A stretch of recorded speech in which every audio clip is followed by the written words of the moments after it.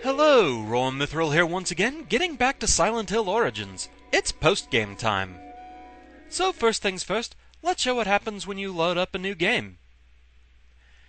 If you load a game from your cleared data, you start over again. However, it gives you some extra goodies depending on what you've done in the game beforehand.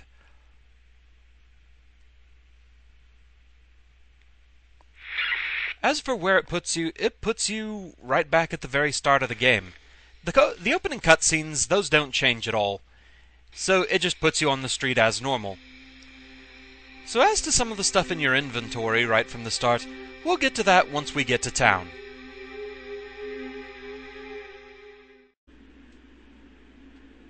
Alright, so now that we're back in Silent Hill proper, let's have a look at the menu. First, we have this new melee weapon, the Moon Gauntlets. These are infinite use melee weapons, they never break. Despite the fact that they're gauntlets and they give you a punching type attack, they still count as melee for those after the kill type achievements. Also, we have a brand new item class, Costumes. Yes, we're gathering a nice fancy wardrobe. You get a new outfit for every accolade you get. We'll go ahead and wear this one for now, just as a proof of concept thing. Very nice, very nice. Also, we get some new stuff in Options. First off, we have the accolades list. This shows you all the accolades that you've earned. We've gotten a few of them. We got 4 of them just for completing the game the way I did. Also, we have extra options. You can set whether you walk or run by default. You can turn on extra blood if there just wasn't enough for you. You can turn off the film grain noise filter if you want, the grainy effect that happens when there's a monster close by or whatever. You can choose whether or not you leave bloody footprints behind you by default. Normally you do if you walk through a corpse or whatever, but with this you can just do it to where you leave them behind always. You can also change what your flashlight looks like. You either have a normal looking flashlight, a happy face, a soccer ball, heck yeah, super training, a jack-o'-lantern, or the halo of the sun. Nothing particularly super effective or anything, but just a funny, silly little thing you can do. I usually like leaving it on the happy face, or just for the thematic use of it, the halo of the sun. As for the accolades, we'll be getting to those in more detail a bit later. For now, though, the main thing I want to do is I do want to show another of the game endings before I get into any of the analysis videos, because it actually does figure into some of the stuff I'm going to be talking about there. So, I figure it best to show the ending first before I spoil things with analysis. So, back once I get there. So one thing I had hoped to show here, and what was taking me longer than expected to try and record, I wanted to do a no-damage throwables only fight against the Butcher. However, it turned out tougher than expected, and I simply don't have the time, or patience really, to do it right now. Between the controls liking to pin me in a corner and have me just walk in place rather than readying my weapon, and the Butcher deciding hitboxes don't matter and initiating the QuickTime event from halfway across the room, I just don't see it happening soon enough. We're nearing the end of October, and I've had some people getting a bit impatient for new vids, and really, I do need to get this project moving on. It is something I might revisit later once deadlines aren't so much of a factor, so for now, we'll just continue on. Okay, so here we are back at the end of the game. It's time to get the second ending. For this one, over the course of the game, you have to have killed at least 200 enemies. Considering during my main playthrough, I barely broke 100, yeah, you kinda have to hunt around for this one. Basically, in outdoor areas, you want to let enemies respawn and go after them repeatedly to rack up your kill count a bit, and you don't want to let anything escape in the main areas. You definitely want to have some infinite use weapons on hand for this, but given after your first run, once this becomes an available ending, you're guaranteed to have the Moon Gauntlets, take advantage of it, those help a lot. So, let's go for it. The opening cutscene here, it hasn't changed at all, so we can just skip over that. But there is something kinda silly I want to do with the boss itself.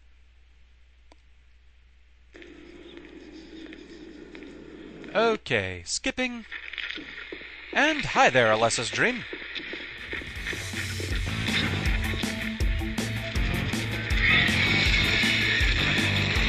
Yes, we're gonna try and beat Alessa's Dream unarmed.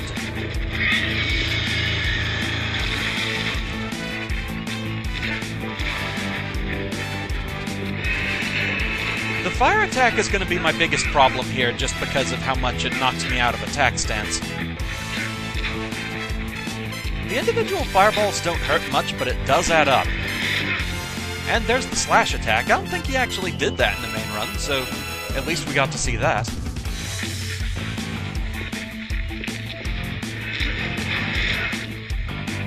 It does hurt quite a good bit, though.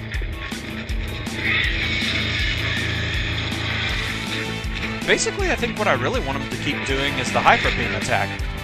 I didn't think I was in range for that, but apparently I was. The range of that slash is bigger than you might think.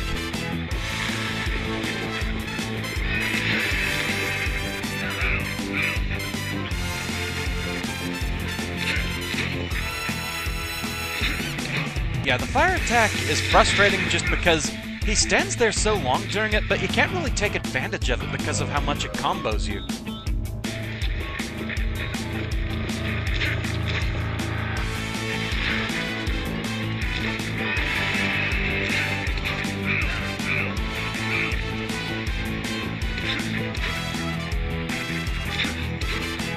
But basically, if he does it, you may as well try and get at least some hits in on him.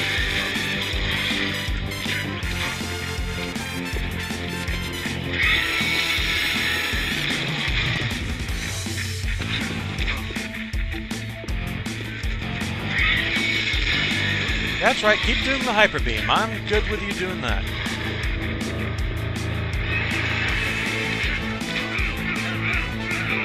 Wow, really? Just a little bit ridiculous there. There's basically no rhyme or reason to how the fire falls when he does that attack. And there's just not much you can do about it. There's not really anywhere you can run to be safe from it. Chances are you are going to get pelted with something from it. And all the flashy effects there, I couldn't quite see what you were getting ready to do.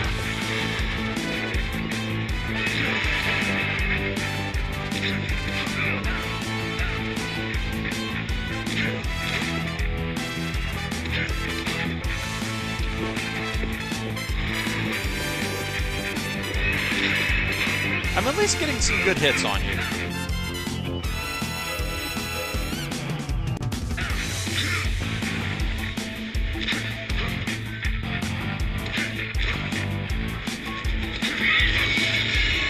That's right, you Hyper Beam that wall, you show it who's boss.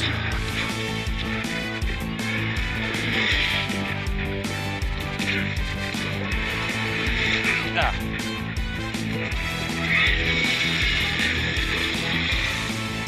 That slash hurts so much. And it's kind of tricky to get out of the range of it once he starts it up.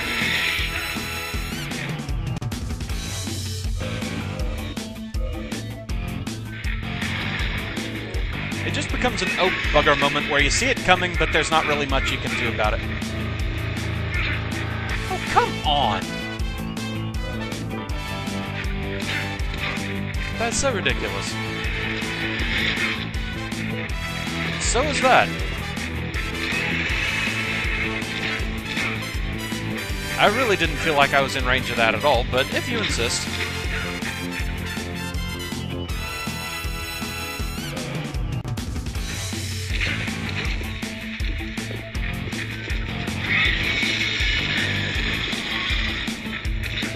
Yeah, I've got a good number of first aid kits. I've got a couple of ampules if I need them.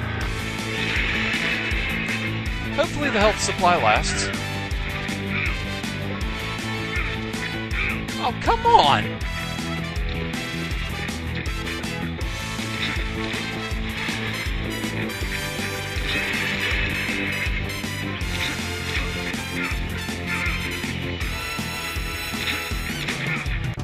So of course you're gonna spam the fire attack.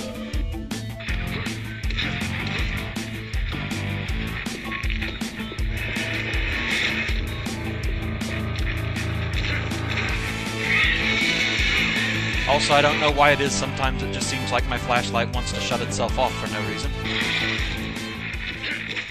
But there we go. What's your favorite summoning ritual? Mine's chocolate.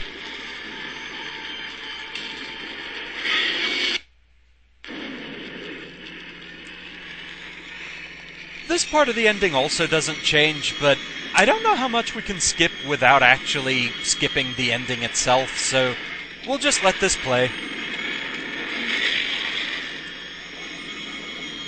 Go ahead and catch another demon. Go ahead and have another baby laser.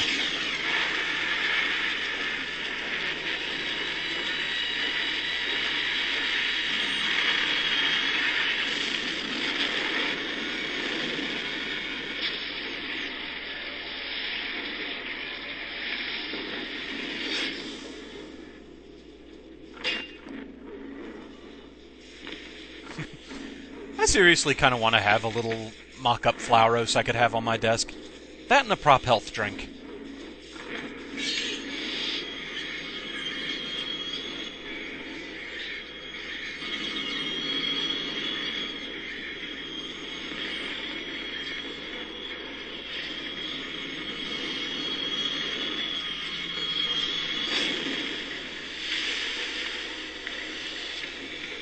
Okay, so here we go.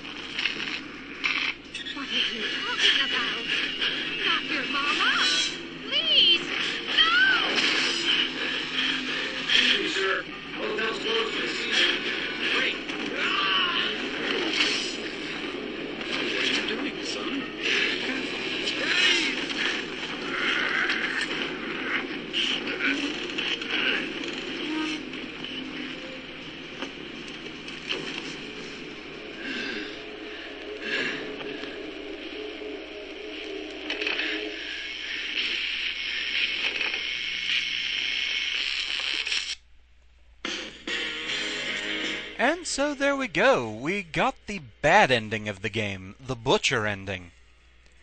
Whereas the good ending basically seems to be exactly what it says on the tin, the good ending.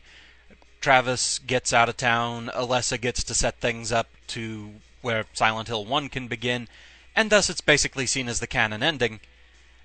This ending seems to hint that there's maybe something a little bit more sinister to Travis than we know. I really wanted to show this ending before I got into the analytical videos because this does figure into it a good bit, and it is something that I'm going to talk about during those videos.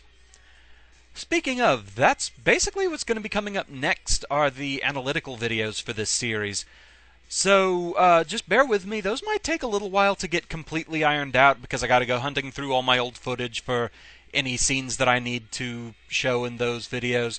I also need to fully organize my thoughts, do a little bit of research, that sort of thing. But I'm going to get those going as soon as I can. I just really wanted to go ahead and get this done, show the butcher ending, because I basically needed to before I could move on. Also, hey, we punched out Alessa's dream. I've never actually tried doing that, so that was fun. Anyway, yeah, from here on out, nothing really changes. It just boots you back to the results screen. So, yeah, with that, thank you very much for watching.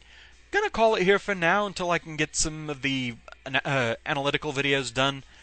And, so yeah, see you again for those. I hope you're enjoying the series so far, and I shall see you again next time. Until then, fare thee well.